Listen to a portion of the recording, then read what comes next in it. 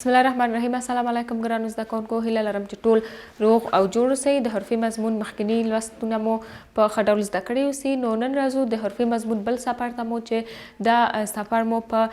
نهمې پاڼه کې دی چې دا نهمې پاڼه ته تاسو ورشئ او وګورئ چې تاسو خپل دویم څپرټ پیل کوئ. نو څه عنوانونه دي په دې څپرټ کې، کوم لوستونه دي، تاسو یو مرور کړئ او بعد له هغې کولی شئ چې راشئ موږ سره یو ځای لوست ولولئ. نو دا دې څپرټ کې مو تاسو ته د څه شي په اړه ویل شوي دي. د دې په اړه به تاسو ته ووایي چې په ودانیو کې د برېښنا سیم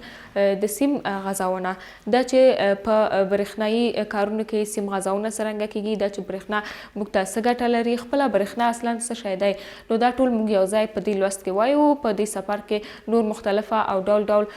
او ښه دلچسپه لوستونه لرو چې انشاءالله تاسو به یو ځای ما سره دا لوستونه ولولئ او په ښه توګه یې زده کړئ. نو را به شو خپل عنوان ته مو چې په ودانیو کې د برېښنا سیم غځونې په هکله ده. تاسو نه دلته په کتاب کې یو پوښتنه شوې ده، کتاب ته مو ورشئ او ویې ګورئ چې دا پوښتنه څه ده. پوښتنه تاسو نه کړې ده چې آیا تاسو پوهیږئ چې له برېښنا څخه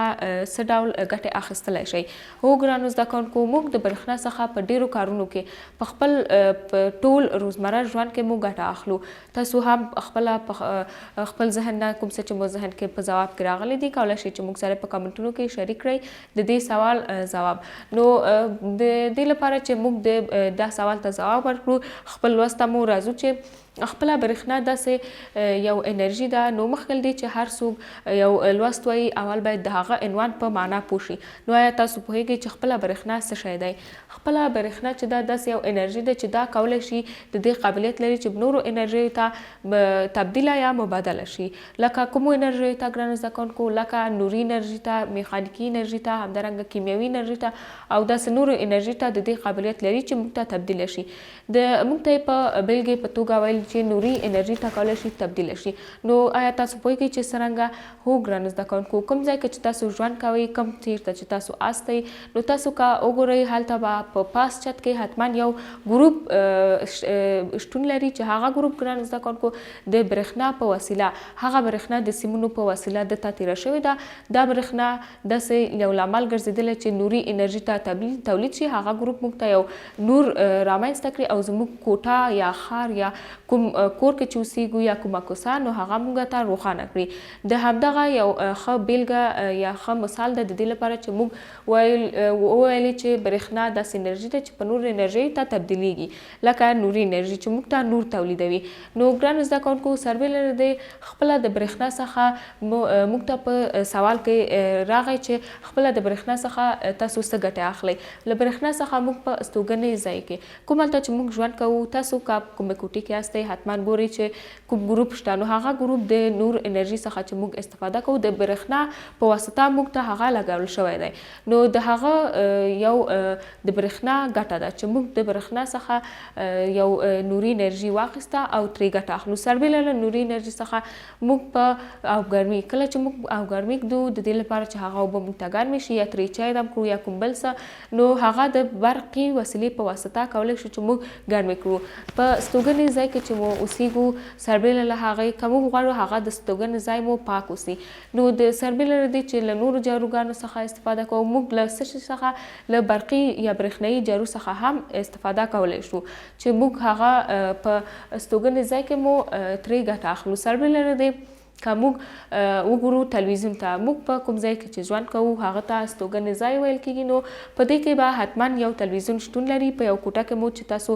هغه د تفریح لپاره، د دې لپاره چې یو تفریح وکوئ هغه تلویزیون وګورئ. نو که چیرې برېښنا مو اوسي نو تاسو کولی شئ هغه کې یو تفریحي برنامې، سندرې، همدارنګه د جهان د اقتصادي او د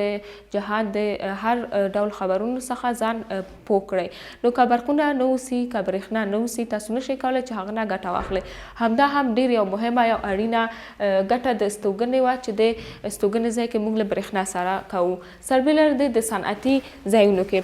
هغه خلک چې په صنعتي فابریکو کې کار کوي لکه د یو فابریکه چې هغه کې موږ ته یو پنبه یا مالوچ موږ ته څه کوي موږ ته تولیدوي په هغه صنعتي فابریکه کې هر څه داسې یو ټکنالوژي سیستم باندې جوړ شوی دی چې په برېښنا باندې کار کوي که هلته برېښنا نه وي موږ نشو کولی چې د صنعتي محصول ځان ته واخلو او هغه څه ډېر تولیدات ولرو سربیره د موږ په تجارتي کارونو کې یا په تجارتي برخو کې ګرانو زده کوونکو تاسو که کوم تاجر وګورئ د دې لپاره چې هغه خپل تجارت په ښه ډول وکړي او هغه څه چې خپله د بل چا نه غواړي چې تولید کړي او بل چاته یې خرڅ کړي نو دا هم دې کې هم د برېښنا شتون ضروري او مهم یا اړینه خبره ده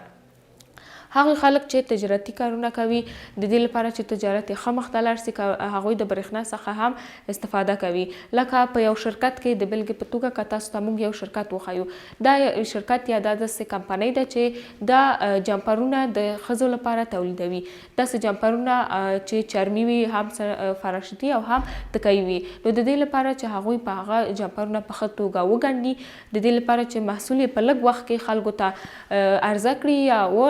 کړي نو د دې لپاره هغوی له داسې ماشینونو څخه استفاده کوي چې هغه د برېښنا په وسیله ډیر چټک سرعت ولري نو که چیرې په دې شرکت کې برېښنا نه اوسیږي د برېښنا شتون نه وي یا برېښنا پکې بند اوسي نو هغوی دا معلومداره خبره ده چې هغوی نشي کولی خپل تجارت ته په ښه توګه پای ته ورسوي نو همدارنګه په نورو برخو کې هم برېښنا ډیره اړینه او مهمه خبره ده چې خلک ترې استفاده کوي نو ګرانو زده کوونکو موږ په مخکیني لوستونو کې د برېښنا لپاره د دې لپاره چې هغه څرنګه سیم غځونه پکې کیږي موږ په تیر کال د اووم ټولګي حرفه کې مو وویلې خو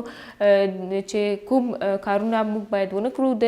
ساتندوي یا د حفاظتي ټوکي په هکله حفاظتي ټکي مو پر نورو لوستونو کې ولوستئ نو په دې لوست کې به هم د دې لپاره چې نور معلومات مو ډیر شي نو نور حفاظتي یا ساتندوي ټکي ته پام وکړئ تاسو انشاءالله په موږ سره یو ځای په نورو لوستونو کې ولولئ نو تر دې چې تاسو ته هغسې بل عنوان ته راځو او بل لوست مو د دې سفر پیل کوو تاسو الله پاک ته سپارم نو که کوم مشکل کوم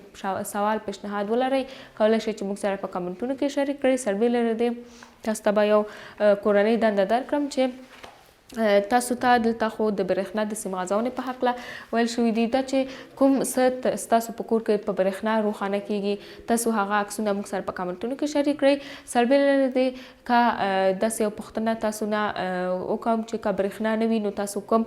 ستونزو ته به مخامخ شئ نو دا هم یو پوښتنه ده چې تاسو یې باید ما ته ځواب کړئ او په کمنټونو کې شریک کړئ نو تر دې چې بیا راځم تاسو ته بل لوست انشاءالله وړاندې کوم تاسو الله پاک ته سپارم د الله په امان